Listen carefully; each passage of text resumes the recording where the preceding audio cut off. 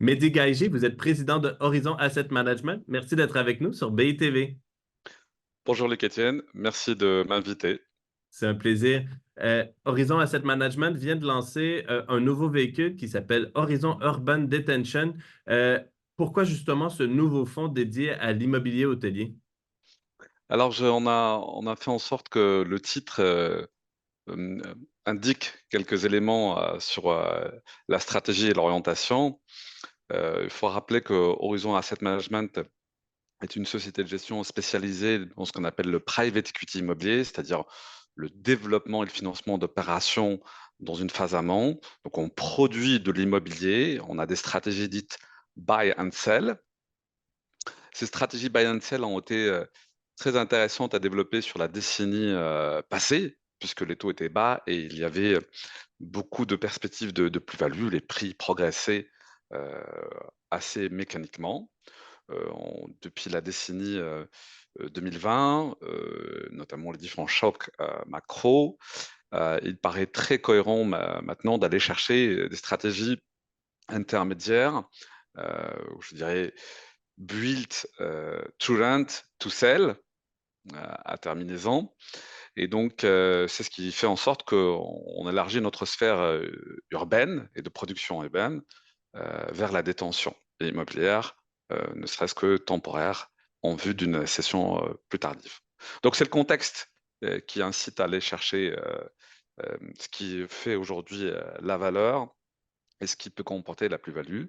Et par ailleurs, on peut le rappeler que euh, autant les plus-values peuvent être stressées dans un contexte de hausse de taux, autant les rendements, notamment locatifs, peuvent bénéficier du soutien inflationniste, donc une progression mécanique. Donc, Horizon Urban Détention vient s'inscrire à la fois sur notre ADN, dans notre ADN de produire de l'immeuble, mais avec une vision de le détenir, en percevoir un fruit avant de le céder ultérieurement. D'accord. Et donc, justement, pour ce nouveau véhicule, en termes de stratégie, pouvez-vous nous en dire un petit peu plus sur le type d'investissement, pardon, que vous souhaitez cibler avec ce véhicule? Oui, alors de manière générale, on surfe sur un concept qu'on appelle le BTR, le Build to Rent. Ce concept de Build to Rent, c'est le fait de produire des immeubles qui contiennent une valeur intrinsèque, qui sont mis à la location. Donc je dirais que les opérateurs immobiliers, de façon générale, aujourd'hui, sont obligatoirement intéressés à cette classe d'actifs, puisque pour pouvoir écouler leur stock, ils doivent réduire leur sensibilité externe par rapport aux éléments macro, la hausse des taux, la hausse des matières premières, etc. Et donc ce concept qui, à la base anglo-saxon, était destiné spécifiquement au résidentiel. Le co-living en fait partie, c'est le fait de produire l'immeuble clé en main locatif et d'en générer une valeur. Alors, on peut étendre ce concept de build to rent à d'autres classes d'actifs en matière locative. Et en l'occurrence, nous avons choisi dans Horizon Urban Détention d'aller vers une classe d'actifs en forte progression depuis 2020, qui est l'hôtellerie. Alors, on n'a pas choisi d'aller sur n'importe quelle gamme d'hôtellerie, on est allé chercher de l'hôtellerie euh, d'entrée de gamme, en tout cas d'une gamme de consommation 2-3 étoiles. Et donc, nous sommes rapprochés du groupe B&B, donc un des mastodons mondiaux en la matière. B&B, je le rappelle très rapidement, un groupe breton à la base, hein, ça existe depuis une trentaine d'années. Depuis, il a changé de main et c'est la propriété de Goldman Sachs depuis 2019. Et donc, un groupe robuste qui a une progression assez phénoménale, 400, à peu près 400 hôtels en France, 700 en Europe, et donc une assise financière d'exploitation très importante. Et donc, notre vocation, notre vision, c'est, on a regardé ce qui se passait, et on est sur une société de consommation de loisirs, le bien-être et le séjour touristique et d'affaires euh, progressent énormément, et nous, on pense que dans un secteur de tension inflationniste, le prix d'entrée de gamme est un élément très, très signifiant d'une stabilité et une pérennité locative. Et donc, dans Horizon Urban Détention, on a deux actifs cibles actuellement. pour démarrer et sont tous les deux, bénéficient tous les deux d'un bail BNB sur une longue durée, puisque c'est 12 ans ferme, ce qui fait qu'on a un WALB, donc une rentabilité locative sur le long terme moyenne qui est très importante. Donc ça, c'est le premier axe.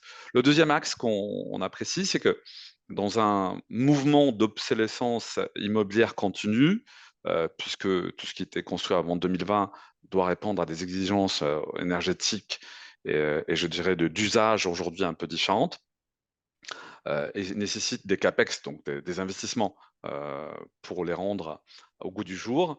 Nous avons choisi d'investir uniquement dans du neuf, donc voilà, la dernière norme exigée à la fois de confort d'usage, mais aussi de confort énergétique et d'exploitation, qui est un gage supplémentaire de pérennité. Euh, en diversification à moins de 20% du portefeuille, sur du réhabilité neuf, mais qui nous ramènerait sur des standards pareils, donc en termes de caractéristiques. Donc voilà, on est sur un élément très signifiant qui est d'aller sur de l'immobilier, euh, répondant aux différents enjeux de décret tertiaire et loi climat, et qui fait en sorte que son exploitation est forcément avantageuse par rapport à des meubles désuets. Et par ailleurs, nos deux premiers actifs cibles, et de manière générale, quand on fait de l'immobilier, la localisation est un élément important. En matière hôtelière, elle est tout autant. Et donc, nous allons chercher des actifs aussi très bien placés. Ça, c'est une expertise que nous pouvons avoir dans le groupe Horizon grâce à notre parcours depuis 2010 sur l'accompagnement des opérateurs immobiliers dans leur phase amont, c'est-à-dire l'identification foncière et le développement de l'immobilier, ce qui est une ingénierie particulière, une maîtrise d'ouvrage particulière, et qui n'est pas la même chose que le fait d'acheter un actif existant et l'analyser pour le restructurer. Hmm. Et justement, dans ce nouveau véhicule Horizon Urban Detention, vous en êtes tout dans le déploiement? Et puis peut-être aussi, quelles sont vos ambitions pour la suite de ce nouveau fonds? Alors, ce fonds aujourd'hui a ciblé deux actifs, un sur la commune de la Garde à côté de Toulon, donc c'est un actif aujourd'hui dont le terrain sera acquis en septembre prochain et bénéficier d'un permis de construire purgé de tout recours et un bail bien vie signé et ferme sur 12 ans. Alors, notre spécificité, c'est que nous mettons des baux indexés sur le chiffre d'affaires de l'exploitant, ce qui nous permet de progresser et nous connaissons les progressions récentes de BNB en matière de RevPAR et en matière de rentabilité euh, par chambre libre. Et BNB progresse de manière significative. Je crois que c'est même l'une des meilleures progressions, peut-être la meilleure sur les 2, 3 dernières années. Donc on va voir que cette classe d'actifs d'entrée de gamme est très intéressante par rapport à ça. Donc, on a un actif cible très bien placé sur une zone résidentielle et commerciale et vraiment parfaite localisation.